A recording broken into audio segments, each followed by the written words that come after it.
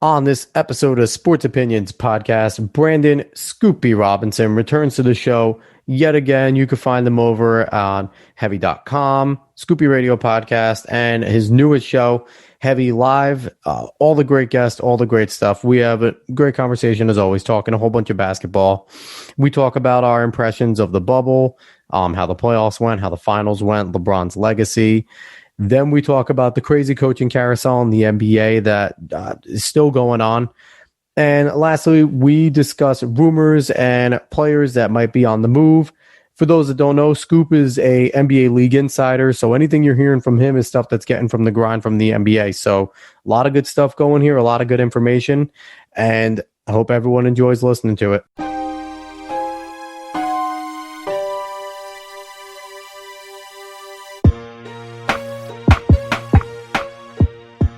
What's up, sports fans? Welcome to the Sports Opinions Podcast. I am your host, as always, Alex Cuesta, and with me today is easily the most reoccurring guest that I've had on this show. For some reason, he likes coming on. I guess I'm doing something right. He's a man on the move right now. He is Brandon Scoopy Robinson. You can find him over at heavy.com. He's a senior writer over there. You can find him on Scoopy Radio Podcast, which downloads in the millions, and also his newest endeavor, still with Heavy Live, where let me tell you, if you're looking for guests, Al Harrington, Jamel Hill, Ian Eagle, just continue down, Carl Crawford, Mark Henry, Isaiah Thomas, Hall of Famer, just Scoop, you are just killing it right now. What's going on, my man? Man, I'm having fun. How are you? I'm always having fun. You know me. I just do my thing, do my little podcast here, invite you on every once in a while, waiting for the day where you're just like, man, leave me alone. I can't do that because I put you in the day one crew. People were saying LeBron wasn't going to the Lakers. You tell them to shut the hell up. So it's all good, man. Yep. You and your lack of sources somehow called a few things right, but I digress with that. So how's everything going with you, Scoop, though? Everything good personally? Everything all good?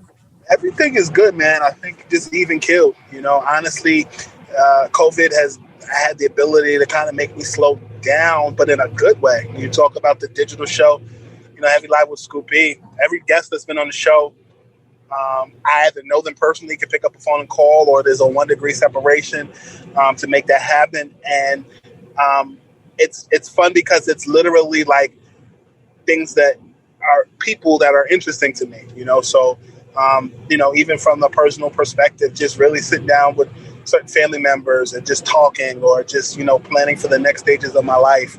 And, in the next couple of years, and, just really and truly, I'm really aligned. I think alignment is the word of 2020.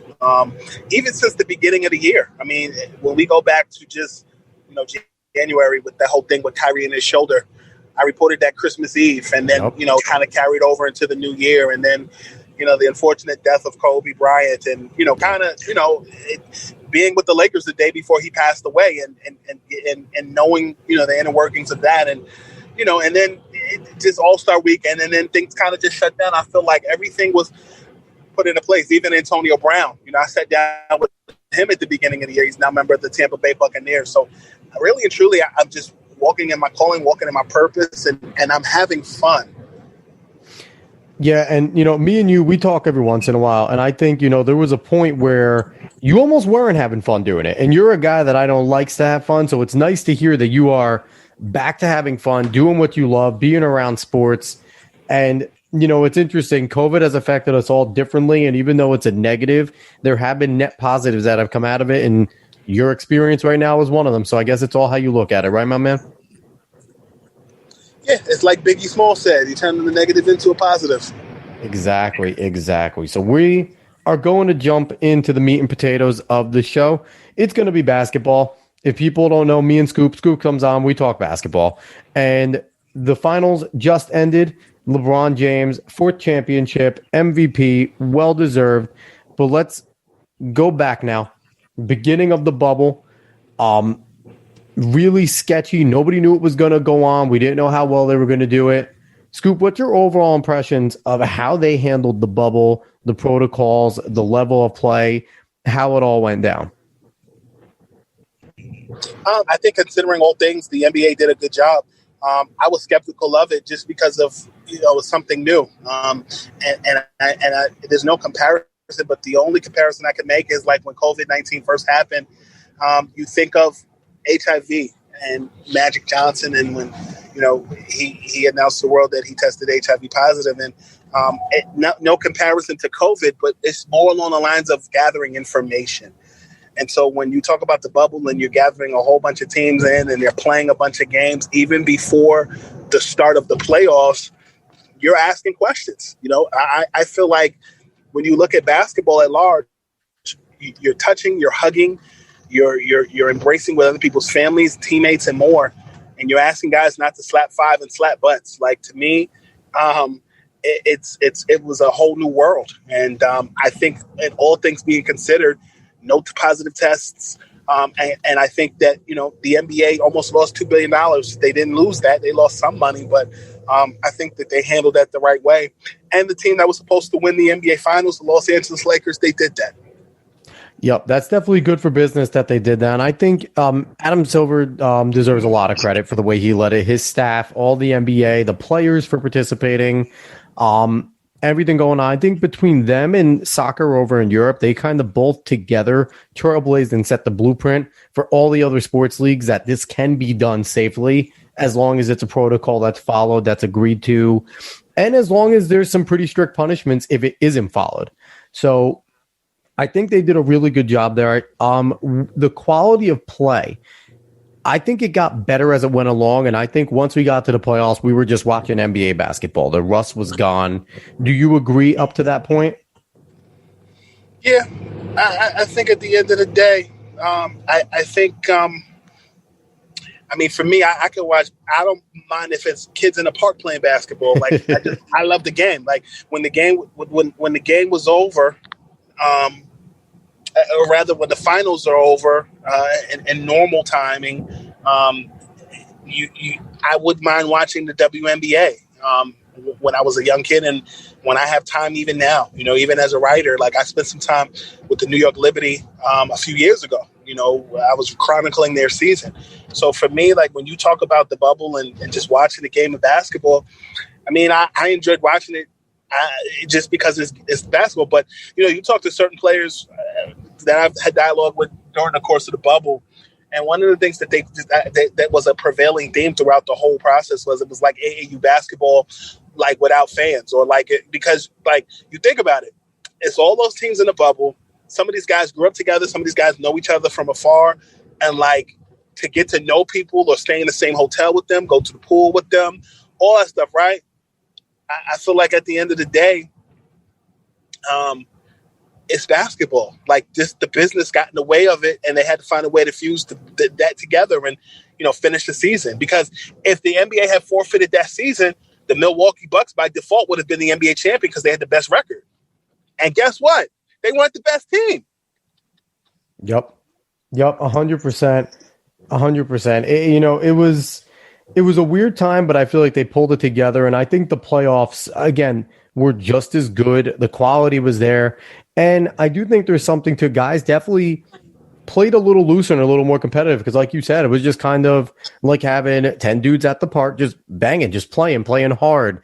No one's there watching. Only people that are there. So I feel like sometimes when you're with your boys, you try a little harder because you want to get a chip on them. And all these guys know each other well. So I thought it was good playoff basketball. You mentioned the Bucks not making it. What do you think of the Heat making it to the finals? And what does this say about Jimmy Butler? Because Jimmy Butler for a little while was persona non grata with the Timberwolves, even though he brought that team to the playoffs. And every team he's on, the Sixers are a much better team with Jimmy Butler than they were without. And now he has the Heat, who were a good team, but now they are the runner-up to the league, to the best team in the league with the Lakers. What does this say about Jimmy and his legacy already? Even though he doesn't have a championship, man, I've already considered him one of the greatest players of all time without a championship. How about you? Does he need to do more? Does he need a championship? How do you feel about Butler? No, I just think that LeBron James, KD, Anthony Davis are just more popular in the eyes of fans. And I think Jimmy just doesn't give a damn. And I think that's why people get upset. And I think, when you look at Jimmy Butler, the thing about Jimmy that I think is so understated from a basketball perspective is his utilization of the mid-range game. He doesn't have to force threes. You look at the shooting charts, and when he plays, the made versus the missed, and he makes high percentage shots because he plays basketball from a cerebral perspective that I just think is great. And so, the thing about Jimmy Butler that I find most fascinating is, and I've said this on other shows, legitimately he became the Dwayne Wade replacement in Miami after Dwayne Wade retired. You look at Jimmy playing for Philadelphia last year, and that team, to me, their season was so great last year. They just, think about it. If they didn't lose to the Toronto Raptors, it's possible that they could have been in the NBA Finals. I don't think that gets talked about enough. Yeah. They were a Kawhi Leonard wild jumper away from going to the finals potentially. Yeah. 1. 2, I think Philadelphia ultimately became East Coast Minnesota for Jimmy. Because I think Jimmy's a little older, and I think who he played with when he was in Chicago playing with Derrick Rose, playing with Joakim Noah under Tom Thibodeau.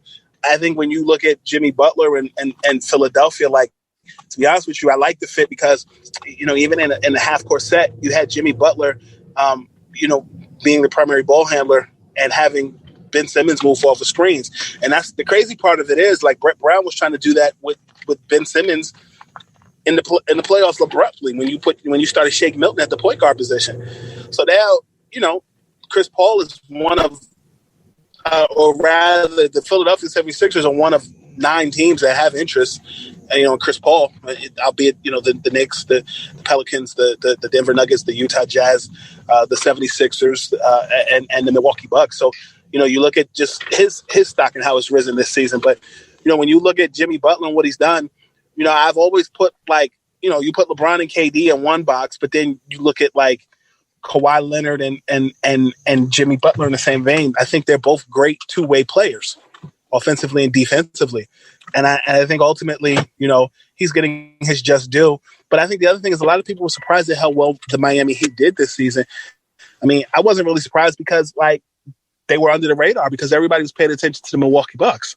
And everybody's paying attention what the Brooklyn Nets, did with KD and Kyrie, although, they're not going to see the full potential of that until starting next season. So, I think ultimately the Miami Heat are where they're supposed to be.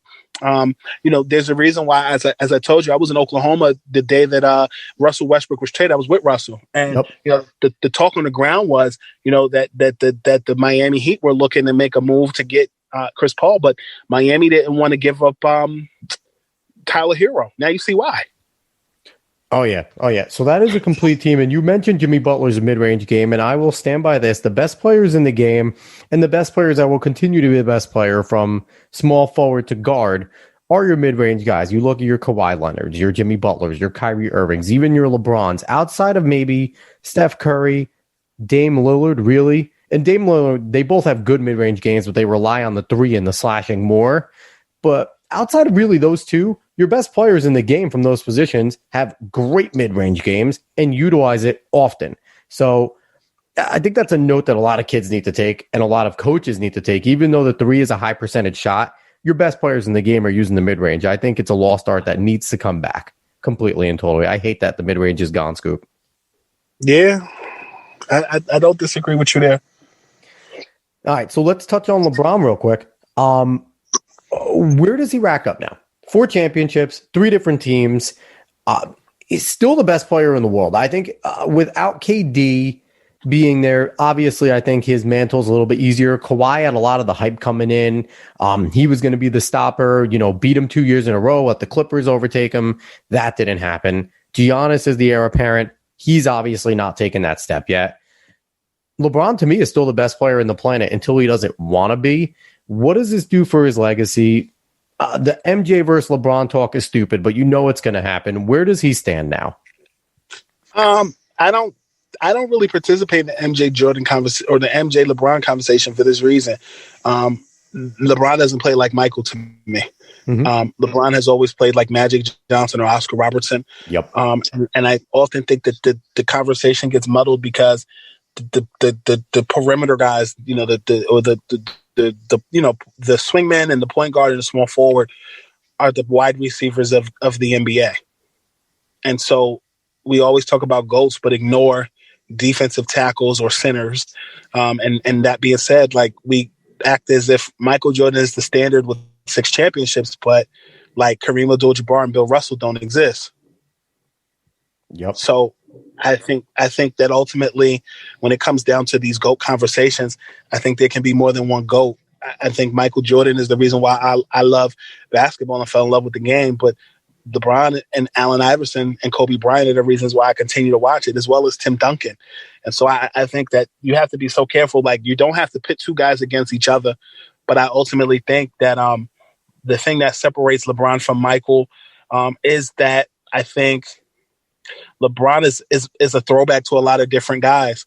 When Michael came into the league, Michael was very much like Kobe in the sense of people thought he was a ball hog. It wasn't until Phil Jackson came in and kind of refined him, and I think that when you talk about LeBron James is a crossover or throwback to, Magic Johnson, as well as Michael Jordan, as well as Charles Barkley, as well as Kareem. Like, his footwork for his size is amazing. But I think we have to be so careful with those dialogues because it kind of takes away from the greatness that each player possesses. I think the difference is, and I think if you want to argue in terms of winning and in terms of success, if you want to say Michael because of his 6 championships, even though there was plenty of times he was bounced out the first round early in his career, no one talks about those. But when he got to that point, yes, he won the championships. But the thing that separates LeBron for me, I think he's possibly the most talented player ever. And I don't know if you can argue that because every year, I think maybe take away from maybe his first 2 when he was a skinny little kid, he could be top 5 in any position. He is quite literally a positionless player. He's arguably the best point guard in the game every single year. Could be the highest scorer of every year if he probably wanted to. Small forward, no comparison. Even with KD, he's still, I think, better. And then if you put him down at power forward or center, he's top 5 in all those positions. And I don't think we've ever seen a player that consistently in his career could be top 5 in any of the positions in basketball. It's miraculous to me. And he's just, I hate when people hate on greatness because I don't understand that. I love to embrace greatness when it's around. So I don't understand why people hate on LeBron, but I guess that's just a fun thing to do, Scoop. I don't disagree with you there. All right, so let's have some more fun here. We are now into the phase of the offseason, which the offseason is going to be weird, Scoop, because everything was truncated with COVID-19. It was all left and right. We were watching basketball, and we weren't supposed to be watching basketball. But the coaching carousel is in full swing. There has been a lot of names moved, big names moved. I'm going to start with my Brooklyn Nets. First-time head coach Steve Nash comes in. His staff is being made up of Mike D'Antoni, Amari Stoudemire, and Ime Udoka. It's a crazy staff.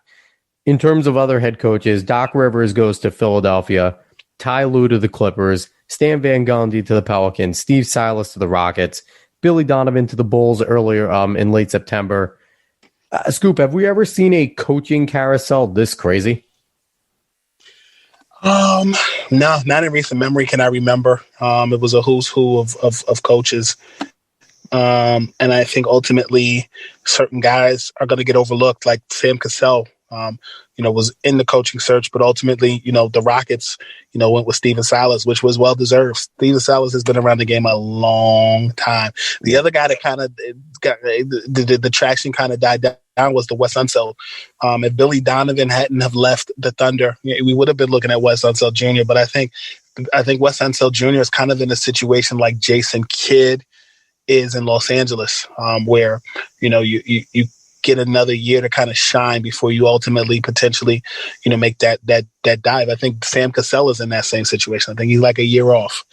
And so I think ultimately, even Ime Udoka, now an assistant coach with the Brooklyn Nets, along with Mike D'Antoni and Amari Stoudemire. So yeah, man, I think ultimately though, I think it's fascinating, and I'm excited to see how this all pans out. Two most interesting ones to me right now. Doc Rivers going to Philly. It's going to be interesting to see what he brings there. He's a Hall of Fame head coach. He's a great head coach. but there's a lot of headstrong guys there. And I know he's done well with headstrong guys before, but I really feel like Doc Rivers is getting to the point in his career where he just wants guys to buy in. He still wants to be a teacher, but I've seen he seems a little more short fused, especially in these last few years. And I don't know if it was just because things weren't going the way he wanted them to with the talent that he had around him. But I'm going to be interested to see what goes on there in Philly. And then Ty Lue with the Clippers. This is a guy whose name was floated around with every single job opening. He seems to be extremely popular with the players. And, landing with the Clippers is a great situation because they have a lot of talent there. But now the expectations are sky high for Tyronn Lue. So out of the guys we mentioned, who most interests you? As it relates to who got the job and why? Just in general, in general, what situation are you most interested in seeing unfold out of these new coaches? Billy Donovan in Chicago. You've been following Chicago a whole hell of a lot between the Lakers, Chicago, Nets. You follow everyone, but you were very close with a lot of Chicago. Got a lot of interviews over the last few years from basically the whole team. So you have a lot of insight there. How do you think that's going to go? I think it's going to be interesting. I think, I'm a brand ambassador with Zenny Optical and, have been, I did a Q&A with Ryan Arcidiacono, Kobe White back in the spring. And, it started with their general manager and their president of basketball operation, Arturas Karnisova, and as well as their general manager. And I think, I think that they're trying to build something legendary, and it's going to take time. And Zach LaVine is at an interesting point in his career. So average about 25, 6-6 or 5-5, something like that this season. And he wants to win. On record, I sat down with Zach LaVine right before the All-Star break, and we talked about just where he is in his career. He believes he's a top player in the Eastern Conference. And, those close to Zach LaVine, have discussed, the fact that, he has a 2-year window before he'll become a free agent again. And so they're trying to build something. They think that they can, make it to the playoffs. And, they should have been in the bubble this season or during COVID, and that didn't happen. So I think ultimately it's going to come down to just, Donovan being a player's coach, which I think, bodes well for them. I think he exceeded expectations with the Thunder this season. And I think Billy Donovan can be in a very, very good sweet spot in Chicago with the Bulls. It also depends on Larry Markkanen's health, Wendell Carter Jr.'s health. Last season, all season I sat down with Wendell. Wendell talked about just adding a defensive prowess to his game and, a couple of offensive moves. And, Kobe White was the third leading scorer on that Bulls team. And, I just think that injuries played a big part into why the Bulls weren't as successful as they could have been. So, it's going to be interesting to see what happens with the Bulls. But, another intriguing thing with in the NBA is out of the names you mentioned, is Ty Lue with the Clippers. The Clippers were supposed to exceed expectations this season, and that didn't happen. And so you add the assistant coach with the Heat, that's which I reported this week would happen. And then Kenny Atkinson is another guy that's likely, as I reported, to be an assistant coach on that team. And he's having a difficult time, finding a head coaching position. And then you even look at guys who didn't make it, like David Vanterpool, who was an associate head assistant coach with the Minnesota Timberwolves. And, the high praises of Damian Lillard were given to him, but, still couldn't get over the hump. And then you look at Indiana, I'm told that Mr. Simon, the owner of the Pacers, was really stringent on the interview process. He led that coaching search along with Donnie Walsh and general manager Kevin Pritchard. And, I know that the guys that were supposed to get in, like Chris Finch, who's a lead assistant with the Pelicans, that was expected to be his job, and it didn't happen that way. So certain guys that you thought would get it, it didn't happen that way. And, next season is going to be even interesting. Next season is going to be even more interesting because Jason Kidd, I think it is possible the Lakers can win another championship next year. So if he wins another championship, he's a two-time head coach or two-time assistant coach or two-time NBA champion as an assistant coach, a one-time NBA champion as a player. And, the stock is going to go up in that regard. Definitely. Absolutely. And, it's, only 30 teams to fill spots, and there's so many guys that are deserving in the NBA. It's pretty crazy. You mentioned the Pelicans. Stan Van Gundy now finds himself in a similar situation that he was in Orlando. A young team, a good core, a big superstar. Zion Williamson doesn't necessarily have the personality Dwight does. Not yet, at least. I think he's a little more of a serious guy than Dwight was, where Dwight just loved to have fun. But Stan Van now finds himself in a situation where he's going to walk in, and similar to Ty Lue, that NOLA team is expected to be very good, expected to be a playoff team this year. And if Zion comes in and performs the way he was performing, he's expected to be one of the top players in the NBA. Do you think Stan Van Gundy's the guy in NOLA? No, but that's what they wanted. Just short and to the point with that one. But yeah, no, I tend to agree. I think they just wanted a name in there. And last but not least, we got to talk about our Brooklyn Nets. I was shocked by Steve Nash. Did you hear any inklings about Steve Nash before it was announced? No, I didn't. Funny thing is, I can tell you that, the Greg Popovich thing had legs. It just didn't happen the way it was supposed to. It's going to take a little bit more time. The Jason Kidd thing was a dialogue, but he ultimately did interview for the Knicks job. LeBron James didn't want Jason Kidd to leave Los Angeles. And I know that James Dolan wanted J. Kidd with the Knicks, but I knew that Leon Rose and Worldwide West and Tom Thibodeau were a package deal. I was hearing that out in Philadelphia, like in January, February, from a very reliable league source.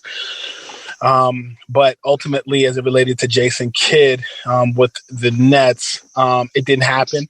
People were thinking that Ty Lue and Kyrie were things. And while those two did win a championship together in Cleveland, I know that I don't think that Kyrie wanted to relive that situation with Ty Lue, and I know that the coaching staff wanted to make Kai and KD as comfortable as possible. That being said, Steve Nash is a friend to Kevin Durant, but also Nash and Kyrie have a very good relationship. And I'll add, Kyrie wanted Phil Handy, who's an assistant coach with the Lakers.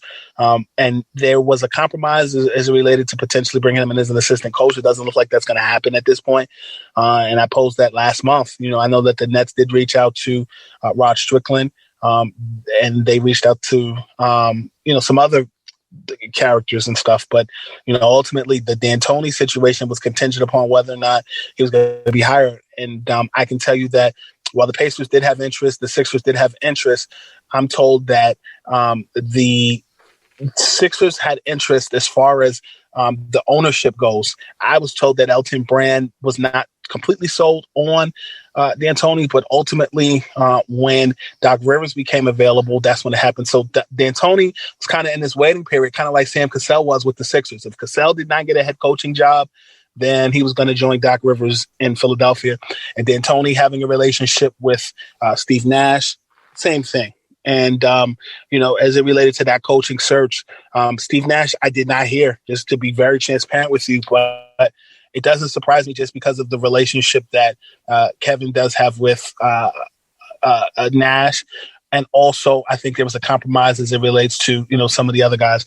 Jacques Vaughn did a remarkable job for the time that he had with the Nets. And I think he's one of the highest paid assistant coaches in the NBA. And, that Kenny Atkinson at casualty, he jumped on the ball and beat the Bulls and then beat the Lakers. And, he did good without Kyrie playing, mind you, if I'm not mistaken. So Nope, he lost Kyrie early. I think he maybe had him I don't think he had him at all. So Jacques Vaughn did fantastic. Yeah, I was shocked with Nash. One of the things that I think with Nash too, bringing him in, he obviously has a relationship with KD, but I feel like it's a good move in a sense because he's a guy that Kevin Durant and Kyrie can both truly respect, because if you're talking about talent level, bringing in guys, this is a guy that is almost equal to them when he was playing as a peer.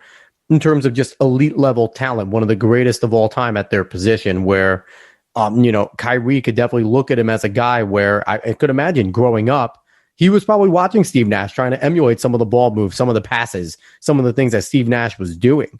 So he's definitely a good guy to bring in. Tell me if I'm wrong here. D'Antoni, I know he has a great relationship, obviously, with Steve Nash. He was his coach over in Phoenix. It does kind of scare me a little, though, because it kind of seems like if Nash is in over his head and the wheels fall off, easy fire, bring D'Antoni as a head coach, step him right up because he has experience. Is that something you think was in the thought process, or is it strictly Nash is very comfortable with him, he can help him mold and run the offense, and it's not that at all? Well, if Nash were to get fired, that would automatically make Jacques Vaughn the head coach or interim head coach. Okay. Because he's the lead assistant. Okay. So,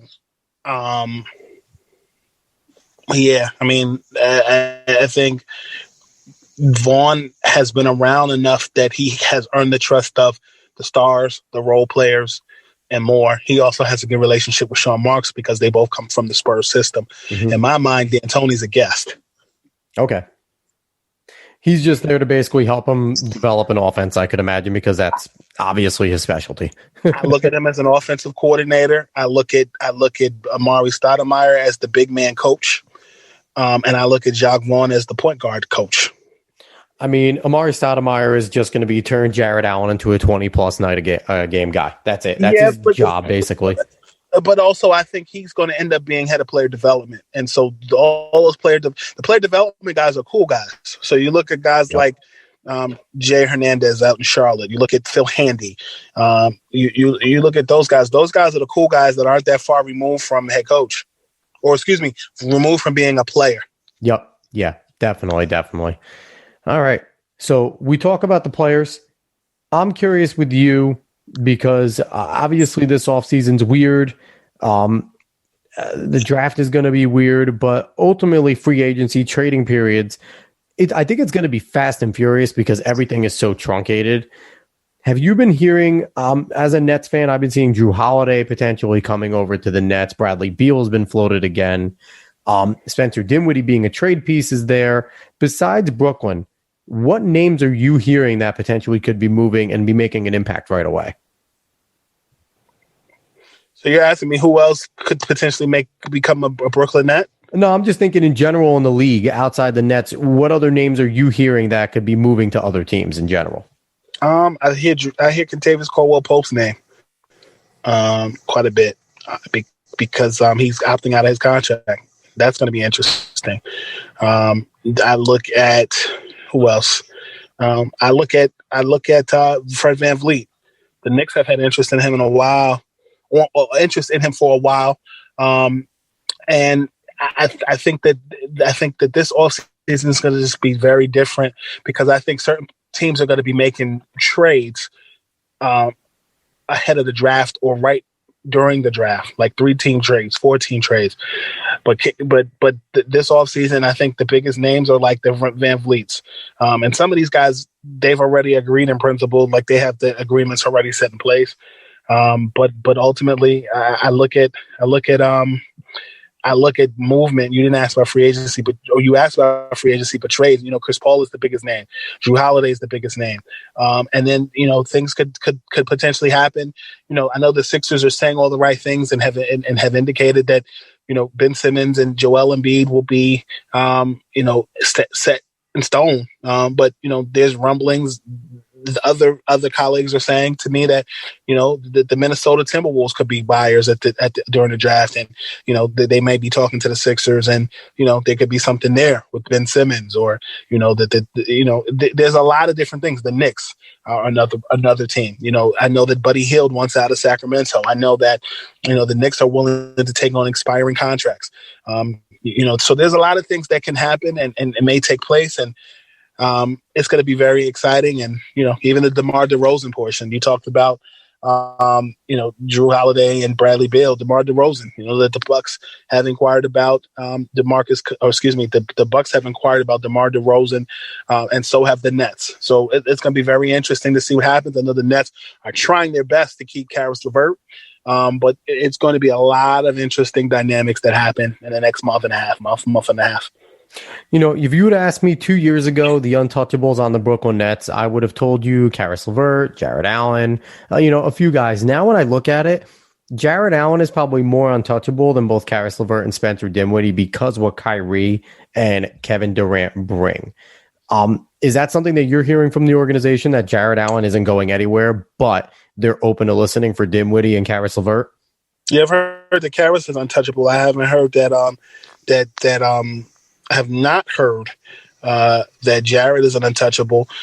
And I know that there have been conversations as it related to, Drew Holiday movement, that could be, a situation there. So it'll be interesting to see. But yeah, the Jared Allen thing, I know Nets fans have a love affair with Jared Allen. But I think if the right price or the right offer comes along, who's to say that, he's not moved? Makes sense. It does make sense. But yeah, we do have our love affair with the Fro. Man, he's the Fro. That's a throwback in itself right there.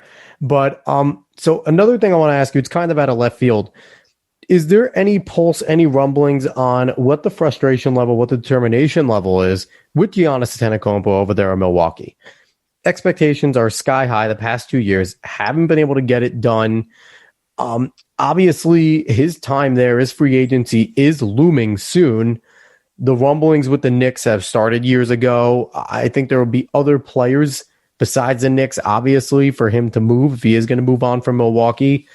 Is there a sense of growing frustration there with Giannis and whether he's going to stay in Milwaukee? I mean, Giannis ultimately wants to win, and I know that he met with the Bucks during Labor Day weekend, and I know that he presented a list of players that he'd like to play with as teammates, and two of those people I'm told is Chris Paul. 1 and 2 would be James Harden. And so how do you make that happen? To me, Chris Paul makes more sense than James Harden at this point, but I think ultimately, the Chris Paul portion, you'd have to move Eric Bledsoe. And you'd have to potentially house a 3-team trade in order to make it happen, because just to make sure that all the mathematics fits together. But the other thing is the Sixers have interest in Chris Paul as well, but so do the Nets. So do the Knicks specifically. But it's interesting. I had Ian Begley on the Heavy Live with Scoop B show the other day, Ian Begley from SNY, and one of the things he said to me which made a lot of sense. He reminded me, the Thunder GM Sam Presti tries to put players where they want to be. So first you got to ask Chris Paul, does he want to play for the Knicks? 1, 2, if you want to go to a contender like a Bucks team, you got to find a way to facilitate that and make that happen. So when I look at situation with Giannis, he's not committed on signing an extension just yet, right? So you go out and get Chris Paul, they win this year, he may be more apt to stay. You got 2 years to potentially do that. So if it doesn't happen this year, you got next year. The only issue is you got to compete with Miami. You got to compete with a more a rejuvenated Sixers team, a rejuvenated Nets team. You got some hurdles in the Eastern Conference. So I think that, ultimately as it relates to Giannis, I think he's kind of in a situation like LeBron in his first hit with Cleveland. Does he stay? Does he go? What do you offer him? Are you going to offer him Ira Newble and Mo Williams and some of those guys, or are you going to go out and put him in a situation like LeBron when he ended up going to Miami and playing with Bosh and Wade? So the Eastern Conference doesn't get any easier. No, it doesn't. I think it's getting deeper and deeper. I think as LeBron stays in the West, more players are more willing to go and try and get through the East because getting through LeBron is miserable. But last question before we close out. Do you have any knowledge on what the future is for Carmelo Anthony right now? He had a really good time over there with the Trailblazers. He was out of the league for a while. He's showed he could still play. I really hope that he continues to play and that someone takes a flyer on him and that he still wants to play. Me and you were both on the train that, man, Melo can still play when he was out. I think me and you were two people that were just dogging on everyone that just says Melo sucks, he's done. Like, no, Melo is not done, nowhere near done. What are you hearing from Melo? What is going on with him right now? I think ultimately Melo wants to be in a situation where he can win. Portland did him a service, not a disservice, by signing him. But ultimately, I think last season the Knicks were interested in bringing him back, but so were the Lakers, and he turned down the Lakers, and now the Lakers are champions. So it's like, ugh, what do you do now? So do you sign? I think Melo and Dwight Howard are in very similar situations. And maybe that might be the last question, actually. What does this do for Dwight's legacy? Right now, winning this championship, he has I think he definitely has a Hall of Fame resume, but I think his persona I think it still rubs people the wrong way, the way he left Orlando and everything that he went through in terms of creating super team and things like that. Where does Dwight's legacy stand now with this championship? I think his legacy was intact before, and I think that just cements it even more. I think Dwight is a phenomenal player. I think that people question his seriousness because he likes to laugh and joke. And that's an unfortunate thing that, guys having fun and laughing and joking. And, he's not afraid to put his emotion on his sleeve. And I think people tend to make guys a villain that do that. And that's just an unfortunate situation. But overall, I'm happy for Dwight. Scoop, I'm also happy that you decided to come back on the show. And I'm going to bug you a bunch of times to come back on in the future. Hey, man, I'm here. You know the math. You know the number. And glad I could come on. Thank you for always allowing me the opportunity to be myself. Absolutely. You're the man, Scoop. Again, senior writer over at heavy.com. You can find him there. He mentioned Heavy Live. He's got some more guests coming on that you're going to know and you're going to want to listen to. The show is great. And also Scoopy Radio Podcasts, another spot where you can hear him having great interviews, great athletes, great people. Again, I'm Alex Cuesta. You can find me on Twitter and Instagram, _Cuesta30. Find Sports Opinions on Twitter at SportsOpinion30, Instagram, Sports Opinions 30. And this is a part of the Opinions Podcast Network. Now we are 7-8 shows, something like that deep. We're always adding more. We're a variety of politics, comic books, everything. So anything you want to listen to is on the Opinions Podcast Network. So go search us out. Give it a listen. Ask me if you want a recommendation. I'll tell you what to listen to. So again, I appreciate everyone for listening. Scoop, you're the man as always. Thanks for coming on. Everybody, have a good one.